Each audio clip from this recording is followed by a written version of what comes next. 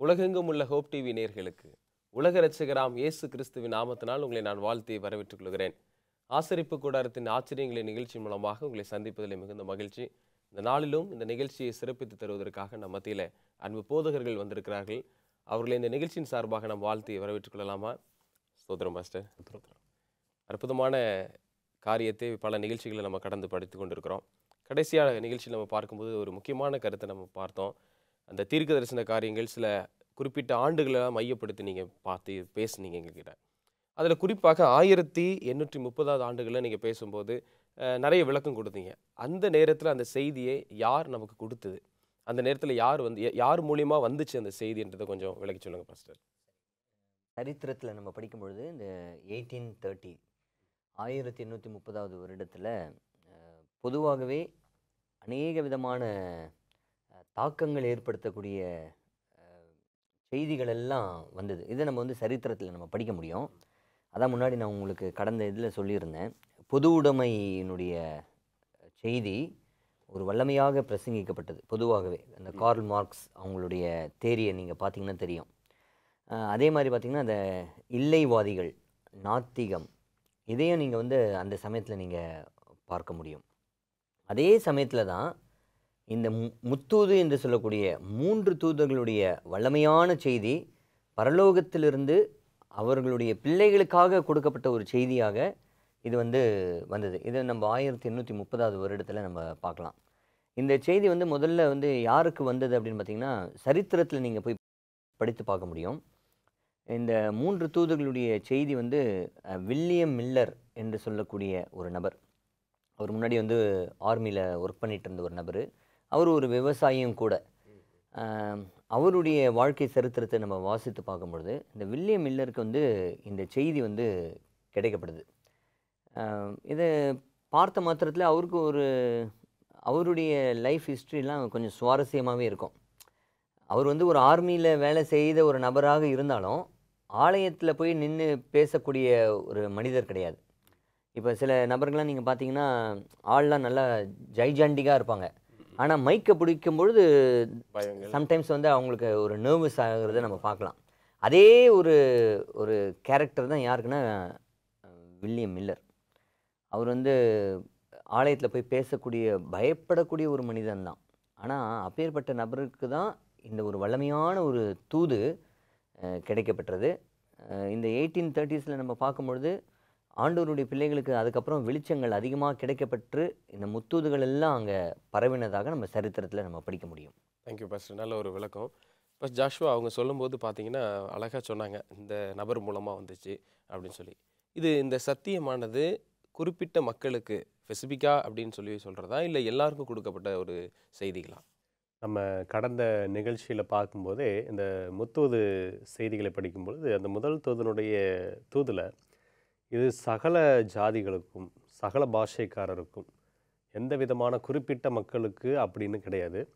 ஆனால் பாஸ்ட் சொன்ன மாதிரி அது ஏன் வில்லியம் மில்லர் மூலமாக வந்தது அப்படின்னு சொன்னால், என்னை தேடினால் கண்டடைவீர்கள் அப்படின்னு சொல்லி ஆண்டவர் சொல்கிறார். அந்த நாட்களில் யாரெல்லாம் வேதத்தை ஆராய்ந்து படிக்க வேண்டும் என்று விரும்பினார்களோ அவர்கள் எல்லாருக்கும் தேவன் சத்தியத்தில் வழி நடத்தினார், சத்தியத்தை வெளிப்படுத்தினார். அநேக வெளிச்சங்கள் கொடுக்கப்பட்டது பாஸ்ட் அவங்க சொன்னது மாதிரி. இந்த ஒருவேளை இன்றைக்கி இதை பார்க்கக்கூடியவங்க ஒரு குறிப்பிட்ட சபை சார்ந்ததாக இந்த சத்தியத்தை பார்த்தால் அது தவறானது. குறிப்பிட்ட சபை இந்த சத்தியத்தை இப்பொழுது வைத்திருக்கிறது என்று சொல்லலாமே தவிர, ஆண்டவர் இதை குறிப்பிட்ட சபையை சார்ந்தவர்களுக்கு வெளிப்படுத்தினாரா அப்படின்னா அப்படி கிடையாது. வில்லியம் மில்லர் என்பவர் ஒரு பேப்டிஸ்ட் திருச்சபையை சேர்ந்தவர். ஆனால் அவர் அந்த பேப்டிஸ்ட் திருச்சபையில் இருந்தாலும் சத்தியத்தை படித்து சத்தியம் இப்படி சொல்லுதுன்னு போதிக்கும்போது அந்த சபை நிர்வாகம் அதை ஏற்றுக்கொள்ளவில்லை. அந்த சபையில் வேதத்தை உண்மையாக படித்தவர்கள் தனியாக வருகிறார்கள். மெத்தடிஸ்ட் திருச்சபையிலிருந்தும் இந்த சத்தியத்திற்கு செவி கொடுத்து இதை ஏற்றுக்கொண்டு வருகிறார்கள். பிரிஸ்படேரியன் திருச்சபையிலிருந்தும் இந்த சத்தியத்திற்கு செவி கொடுத்து இதை ஏற்றுக்கொண்டு வருகிறார்கள். இப்படி அநேக புராட்டஸ்டன்ட் சபைகள், சீர்திருத்த சபைகள் எல்லாமே அவங்க ஒரு குறிப்பிட்ட டைமுக்கு அப்புறம் எங்களுக்கு சீர்திருத்தம் வேண்டாம் என்று ஒரு ஸ்நாக்னட், அந்த இதுக்கு மேலே இந்த தேங்கின குட்டைன்னு சொல்லுவாங்க இல்லையா, இதுக்கு மேலே சத்தியம் வேண்டாம் என்று சொல்லி நின்ற இடத்துல அடுத்த சத்தியம் எங்களுக்கு வேணும்னு நினைத்த மக்களுக்கு தேவன் வெளிப்படுத்தினார். அதில் முக்கியமான நபர்களாக இந்த வில்லியம் மில்லர், ஜோஷுவா ஹைம்ஸ், இப்படி நிறையா முன்னோடிகளை நம்ம பார்க்க முடியும். குறிப்பிட்ட திருச்சபைக்கு அல்லது குறிப்பிட்ட கூட்டத்திற்கு ஆண்டவர் வெளிப்படுத்தினாரா அப்படின்னா கிடையாது. அவர் சத்தியத்தை விரும்பின யாவருக்கும் அதை வெளிப்படுத்தினார். விரும்பினவர்கள் யாருன்னு சொல்லி பார்த்தா குறிப்பிட்ட நபர்களாக மட்டுமே இருந்தாங்க. அந்த குறிப்பிட்ட நபர்கள் சேர்ந்து ஆண்டவருடைய வருகைக்காக காத்திருந்தார்கள். அவர்களை வருகை இயக்கத்தினர் என்று சொல்லுவாங்க, அட்வென்டிஸ்ட் என்று சொல்லுவாங்க. இப்போ வரலாறுல ஹிஸ்ட்ரியில் நம்ம படித்தோம்னு சொன்னால் இந்த கூட்டத்தை வந்து மில்லரைட்ஸ் என்று சொல்லுவாங்க. மில்லரின் இயக்கத்தினர் என்று சொல்லுவாங்க. மில்லரைட் மூவ்மெண்ட் என்று இதற்கு ஆங்கிலத்தில் பெயர் சொல்லுவாங்க. எதுக்கு மில்லரைட் என்ற வார்த்தையை சொல்றாங்க? மில்லர் மூலமாக ஓகே பிரசங்கிக்கப்பட்ட பாஸ்டர் சொன்ன மாதிரி அவர் வந்துட்டு ரொம்ப தயங்கின ஒரு நபர்.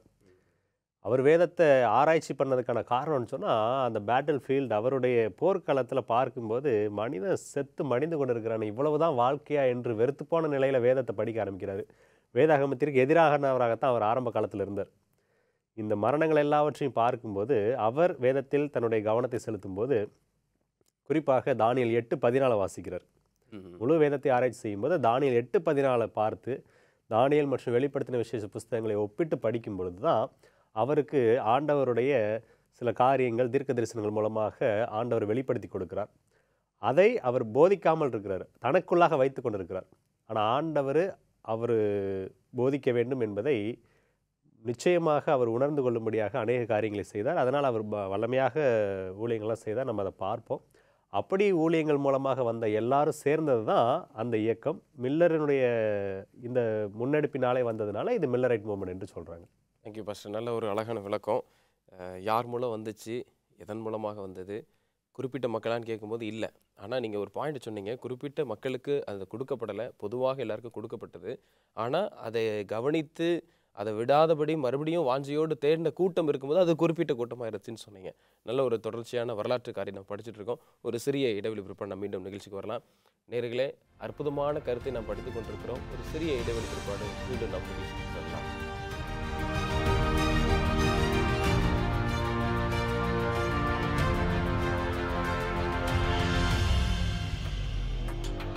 நேர்களே, இடைவெளிக்கு பிற்பாடு மீண்டும் நிகழ்ச்சிக்கு செல்லலாமா?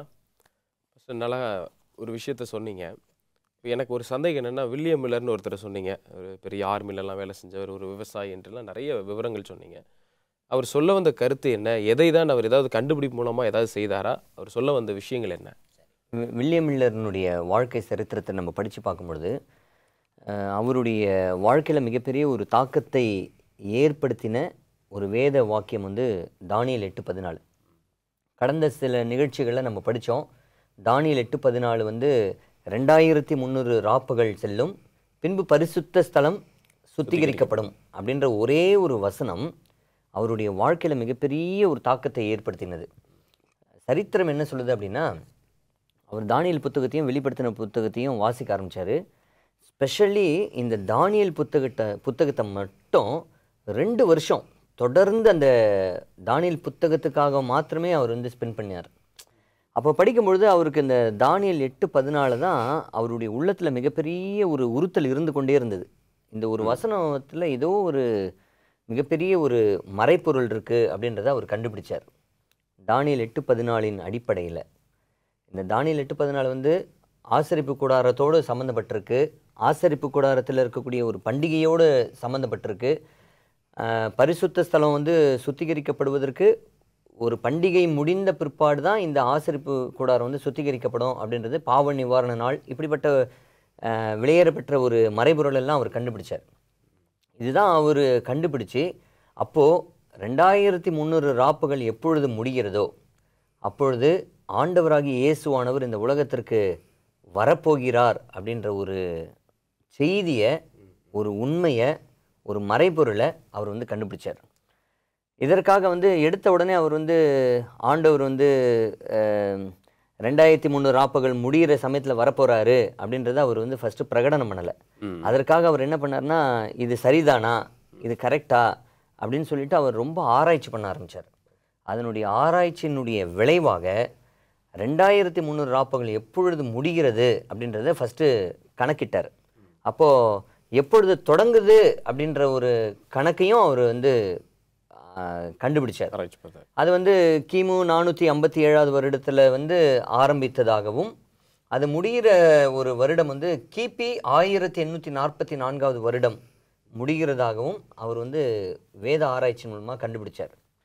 அப்போது 1844 வருஷத்தில் இயேசுவானவர் மறுபடியும் இந்த உலகத்துக்கு, இந்த பூமிக்கு பரிசுத்த ஸ்தலம் சுத்திகரிக்கப்படும் சொல்கிறதுனால ஆண்டவர் இந்த உலகத்துக்கு வரப்போகிறாரு,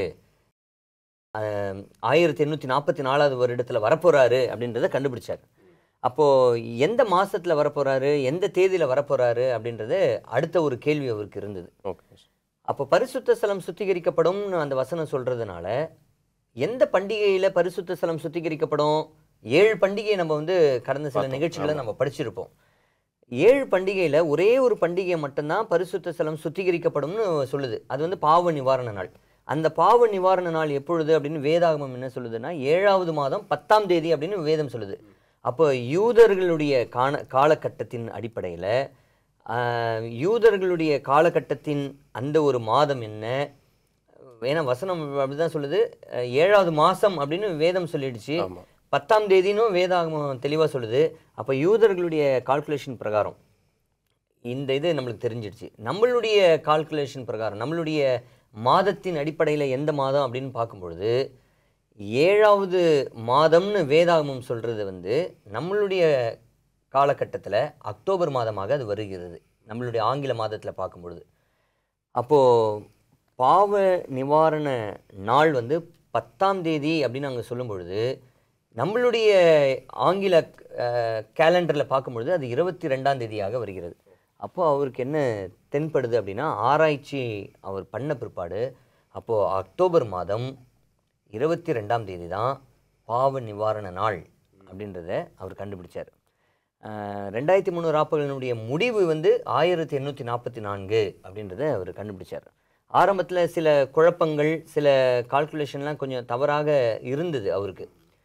அவர் 43ன்னு ஒரு வாட்டி நினச்சார். அதுக்கப்புறம் கால்குலேஷன் பண்ணி அதுக்கப்புறம் 1844 என்பதை அவர் தீர்மானித்து அவர் வந்து கண்டுபிடிக்கப்பட்ட இந்த மறைபொருளான ஒரு சத்தியத்தை எல்லா மக்களுக்கும் சொல்ல ஆரம்பித்தார்.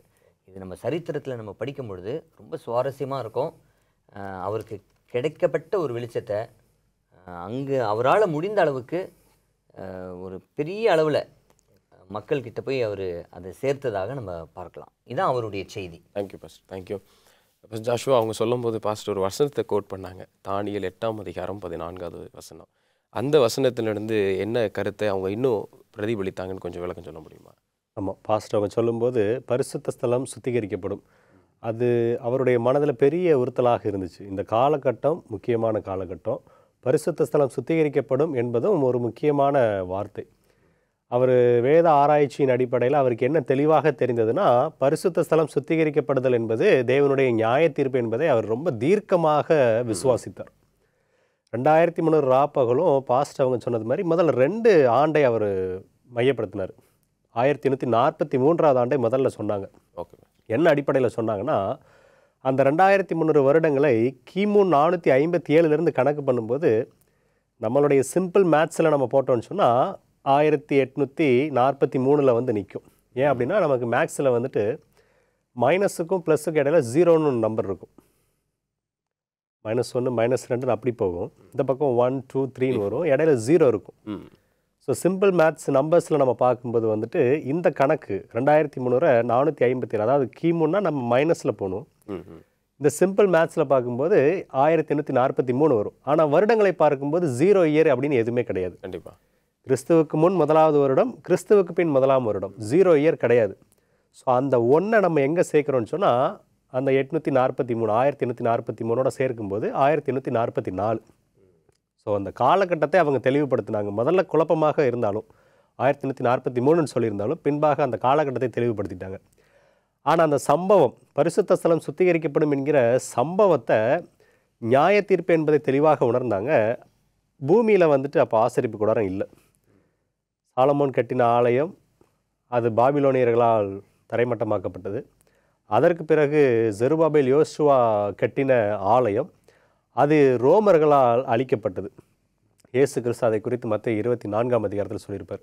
இப்படி ஆலயம் இல்லாத ஒரு சூழ்நிலையில் இவர் யோசிக்கிறார், ஆலயம் இல்லையே, எதை சுத்திகரிக்க முடியும்? சுத்திகரிப்பு என்பது இந்த பூமியை தேவன் சுத்திகரிப்பது தான் அப்படின்னு முடிவுக்கு வராரு.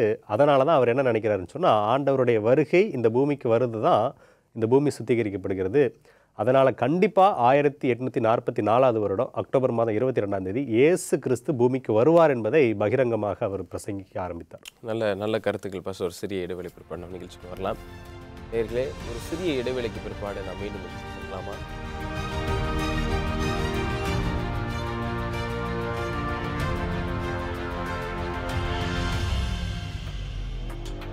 இடைவெளிக்கு பிற்பாடு மீண்டும் நிகழ்ச்சிக்கு நாம் செல்லலாமா? ஃபஸ்ட் அழகான கருத்துக்கள் பாஸ்டர் லாஸ்ட்டாக சொல்லி முடித்தாங்க. இவ்வளோ தூரத்துக்கு இவ்வளோ அழகாக, இவ்வளோ வல்லமையாக சில காரியத்தெல்லாம் மில்லர் மூமெண்ட்டில் நம்ம பார்க்குறோம். அவர் கண்டுபிடித்தார், நிறைய விஷயங்கள் படிக்கிறோம். சத்தியத்திற்காக சாட்சிகளாக நின்னாங்கலாம் பார்க்குறோம். அந்த நிலையில், அந்த நேரத்தில் இந்த இயக்கத்தினுடைய நிலைமை எப்படி இருந்துச்சு? தொடர்ந்து பார்க்கும்போது நிலைமைகள்லாம் எப்படி இருந்து அப்படின்ற அந்த சூழ்நிலைகள் பற்றி சொல்ல முடியுமா? இந்த ஒரு சத்தியம் வந்து அவருக்கு கிடைக்கப்பட்ட பொழுது ஃபஸ்ட்டு ஒரு இண்டிவிஜுவல் சோலாக தான் அவர் இருந்தார், தனியாக தானே இருந்தார். அப்போது இது சரிதானா அப்படின்றது ஃபஸ்ட்டு அவருக்குள்ளாகவே ஒரு பெரிய குழப்பம் இருந்தது. முதல்ல இதை நம்ம போய் ஜனங்கிட்ட சொன்னால் ஏற்றுப்பாங்களா, சொல்கிற அளவுக்கும் அவர்கிட்ட அந்த ஒரு இது இல்லை. பட் இருந்தாலும் இதை சொன்னால் மற்றவங்க நம்புவாங்களா அப்படின்ற ஒரு எண்ணம் அவருக்கு இருந்தது.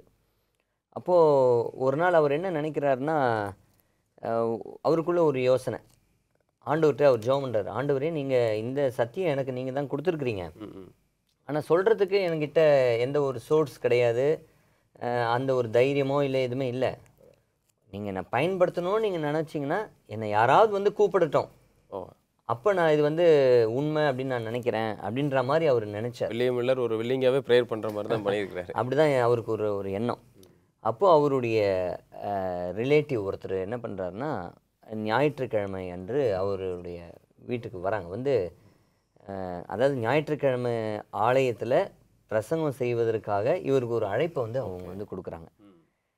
இவருக்கு ரொம்ப ஸ்டன் ஆகிடுது. இப்போ தானே நம்ம யோசிச்சுட்டு இருந்தோம், இது ஒரு ஆச்சரியமாக இருக்கே, அப்போ இது வந்து ஒரு ஆண்டவருடைய ஒரு வழிநடத்துதல் தான் அப்படின்றத அவர் வில்லியம் மில்லர் தீர்மானிக்கிறாரு. ஓகே.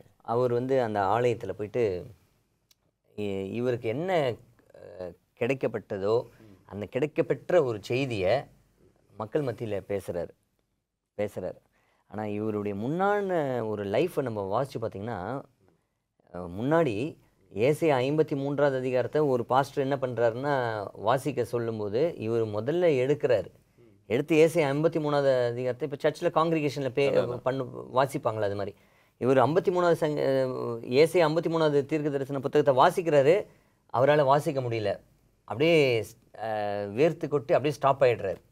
அப்படிப்பட்ட ஒரு மனிதன் இப்பொழுது இந்த சத்தியம் கிடைக்கப்பட்ட பிற்பாடு இப்போ ஆலயத்தில் பிரசங்கம் பண்ணுற அளவுக்கு ஒரு தைரியம் ஆண்டவர் வந்து அங்கே கொடுத்தார். இவர் பேசின அந்த ஒரு பேச்சு, இவருக்கு கிடைக்கப்பட்ட அந்த ஒரு செய்தி, இதெல்லாம் அங்கே இருக்கக்கூடிய மக்கள்லாம் கேட்கும் பொழுது ஒரு பெரிய ஒரு உத்வேகம் அவங்களுக்குள்ளாக வந்தது. ஏதோ ஒரு வித்தியாசமான ஒரு வெளிச்சம் நம்மளுக்கு கிடைக்கப்பட்டிருக்கு, அப்போது இது வந்து ஒரு வல்லமையான ஒரு செய்தி அப்படின்றத ஆரம்ப காலகட்டத்தில் சாதாரணமாக இப்போ எப்படி நம்ம வீட்டில் வந்து ஒரு சின்ன செடி வைக்கும்போது அது பிறகு வந்து அது ஒரு மரமாக மாறுதோ, அதே மாதிரி தான் வில்லியம் மில்லரினுடைய இயக்கம் சாதாரண ஒரு மனிதன் மூலமாக தோன்றப்பட்டு அது ஒரு இயக்கமாக மாறுற அளவுக்கு பெரிய அளவில் வந்து அநேகர் ஏற்றுக்கொண்டாங்க. சரித்திரம் என்ன சொல்லுதுன்னா, லட்சக்கணக்கான மக்கள், இது ஒரே நாளில் வந்து ஏற்பட்டது கிடையாது, மாதங்கள் வருடங்கள் ஆன பிற்பாடு இந்த சத்தியம் நிறைய இடத்துல போய், அதாவது என்ன சத்தியம், 1844 அக்டோபர் 22ஆம் தேதி இயேசு 2ஆம் முறை வரப்போகிறார், இதுதான் செய்தி, வேற ஒரு செய்தியும் கிடையாது. ஆண்டவர் வரப்போகிறார் 2ஆம் முறை அப்படின்ற ஒரு செய்தியை லட்சக்கணக்கான மக்கள் ஏற்றுக்கொண்ட ஒரு செய்தியாக இந்த வில்லியம் மில்லரினுடைய இயக்கம் மாறினது. பாஸ்டர், நல்ல ஒரு கருத்து தான். எனக்கு ரொம்ப சுவாரஸ்யமாக இருக்குது அதனுடைய சம்பவங்கள், சூழ்நிலைகள் இவ்வளோ கடந்து வந்திருக்காங்களா அப்படின்ட்டு. பாஸ்டர், இப்போ பாஸ்டர் சுரேஷ் அவங்க சொன்னது பிரகாரமாக பார்க்கும்போது இவ்வளோ இக்கட்டான சூழ்நிலை இருந்தாலும் அதை ஏற்றுக்கொண்டார். ஏன்னா அவர் முதல்ல எப்படி இருந்தார்னு பார்க்கும்போது ஒரு மிலிட்ரியில் வேலை செஞ்சுருக்காருன்னு சொல்கிறாங்க. அவர் பேக்ரவுண்ட் பார்க்கும்போது ஒரு விவசாய ஃபார்மராக இருந்து வந்திருக்கிறாருன்னு சொல்கிறோம். அப்புறம் அந்த வாய்ப்புகள் கிடைக்கிது, ஒரு ப்ரீச்சர் லெவலில் கொஞ்சம் மூவ் பண்ணுறார். தொடர்ந்து வரும்போது இன்னும் அவருடைய வாழ்க்கை சரித்திரங்கள் இன்னும் எப்படிலாம் இருந்துச்சு அந்த காலகட்டத்தில்? அந்த காலகட்டம் உண்மையாகவே தேவனுடைய வழிநடத்துதலை எல்லாராலும் பார்க்க முடிந்தது. குறிப்பாக கடைசி காலம் என்று வேதத்திலே நம்ம பார்க்கும்போது ஆண்டவர் 2ஆம் வருகைக்கு முன்பதாக நடக்கும் என்று சொன்ன அடையாளங்கள் அநேகம் இருக்கிறது. மற்ற 24ஆம் அதிகாரத்தில் வாசிக்கும் பொழுது 29வது வசனம், அந்நாட்களின் உபத்திரவம் முடிந்தவுடனே சூரியன் அந்தகாரப்படும், சந்திரன் ஒளியை கொடாதிருக்கும், நட்சத்திரங்கள் வானத்திலிருந்து விழும், வானத்தின் சத்துவங்கள் அசைக்கப்படும். இதே காரியத்தை வெளிப்படுத்தின விசேஷ புஸ்தகத்திலையும் நம்ம 6ஆம் அதிகாரத்தில் 12வது வசனத்தையும் 13வது வசனத்தையும் வாசிக்கும் பொழுது நம்ம பார்க்க முடியும். அதாவது 3 காரியங்கள் திரும்பவும் நம்ம வாசிக்கும் பொழுது, சூரியன் கருப்பு கம்பளியைப் போல கருத்தது. அதுக்கு முன்பாடி பூமி மிகவும் அதிர்ந்தது. சூரியன் கருப்பு கம்பளியைப் போல கருத்தது, சந்திரன் இரத்தாம்பரம் போல ஆயிற்று. அத்திமரமானது பெருங்காற்றினால் அசைக்கப்படும் போது அதன் காய்கள் உதிர்கிறது போல வானத்தின் நட்சத்திரங்களும் பூமியிலே விழுந்தது. வில்லியம் மில்லருக்கு இந்த சத்தியத்தை வெளிப்படுத்தக்கூடிய அதே வேளையில் இவர் போய் இதை பிரசங்கம் பண்ணுறாருன்னு சொன்னால் அதை ஏற்றுக்கொள்வதற்கான சூழ்நிலைகளையும் ஆண்டவர் உருவாக்கியிருந்தார். 1755வது வருடம் லிஸ்பன் மாநகரத்தில் ஏற்பட்ட மிகப்பெரிய பூமி அதிர்ச்சி, தொடர்ந்து வந்த சுனாமி, அது வரையிலும் உலகத்தில் வந்துட்டு தேவனை குறித்தோ தேவனுடைய வருகை குறித்தோ யோசிக்காதவர்கள் எல்லாம் இந்த அழிவிற்கு பின்பாக தேவனுடைய கரம் இருக்கிறது என்பதை உணர்ந்தார்கள் என்று அந்த காலத்து செய்தித்தாள்கள் எல்லாத்துலேயும் வந்திருக்கு. அதே போல் 1780ஆம் ஆண்டில் ஒரு நாள் பகல் வேளையிலே சூரியன் அந்தகாரப்பட்டதையும் அந்த நாள் இரவிலே சந்திரன் ரத்தம் போல் இருந்ததையும் நியூஸ் பேப்பரில் வாசிக்க முடியும். வேதாகமத்தின் நிறைவேறுதல் என்று சொல்லி நியூஸ் பேப்பரில் இருக்குது. 1833ஆம் வருடத்தில் அமெரிக்கா தேசத்தின் ஒரு பகுதியில் எரிக்கற்கள், நம்ம இங்கே நட்சத்திரங்கள் என்று வாசிக்கிறோம், எரிக்கற்கள் விழுகிறதை மீடியாக்கர் ஷவர் என்று சொல்லுவாங்க, அந்த காட்சியை கண்டிருக்கிறார்கள். இது எல்லாம் எதற்கு ஒரு கிரவுண்டை ப்ரிப்பேர் பண்ணிச்சு, மனதை ஆயத்தப்படுத்தினது என்று சொன்னால், வில்லியம் மில்லர் பிரசங்கிக்கப்படக்கூடிய இந்த செய்தியானது உண்மைதான், இவர் பேசுவது சரிதான், இது தேவனால் கொடுக்கப்பட்டது தான், இவர் பேசுகிறாரு, பேசுகிறதுக்கு ஏற்ற வானத்தின் அசைவுகள் எல்லாம் இசைவாக இருக்கிறது. ஸோ அப்போ இவரும் ஒரு கான்ஃபிடென்ட்டோடு பேசுவதற்கு ஆண்டவர் சொன்ன மாதிரியே பேசுவதற்கான வாய்ப்பை ஏற்படுத்தி கொடுத்தார். பேசுவதை கேட்கிற மக்களுடைய இருதயத்திலும் கிரியை செய்யும்படியான வானத்தின் சத்துவங்கள் அசைக்கப்படக்கூடிய எல்லா காட்சிகளும் அதையொட்டி அந்த 60 ஆண்டு கால இடைவெளிக்குள்ளாக நடைபெற்றது. குறிப்பாக 1833ஆம் ஆண்டு அந்த எரிக்கற்கள் விழுந்த சம்பவம் இந்த இயக்கத்திற்கு பெரிதும் மக்களை திசை மாற்றி கொண்டு வந்தது. தேங்க்யூ பாஸ்டர், நல்ல அழகான ஒரு கருத்துக்கள். அந்த வரலாற்று பார்க்கும்போது ரொம்ப ஆச்சரியமாக இருந்துச்சு. தொடர்ந்து அடுத்த நிகழ்ச்சியை நம்ம தொடர்ந்து படிப்போம். இந்த நிகழ்ச்சியை நீங்கள் சிறப்பு தந்ததுக்காக நன்றி. நேயர்களே, மிகவும் அற்புதமான கருத்துக்களை நாம் சில சம்பவம் மூலமாக, சரித்திரத்தின் மூலமாக படித்து கொண்டிருக்கிறோம். தொடர்ந்து அடுத்த நிகழ்ச்சி வரைக்கும் தேவன் உங்களுடைய பிரச்சனம் உங்களுடைய குடும்பம் இருப்பதாக. ஆமென்.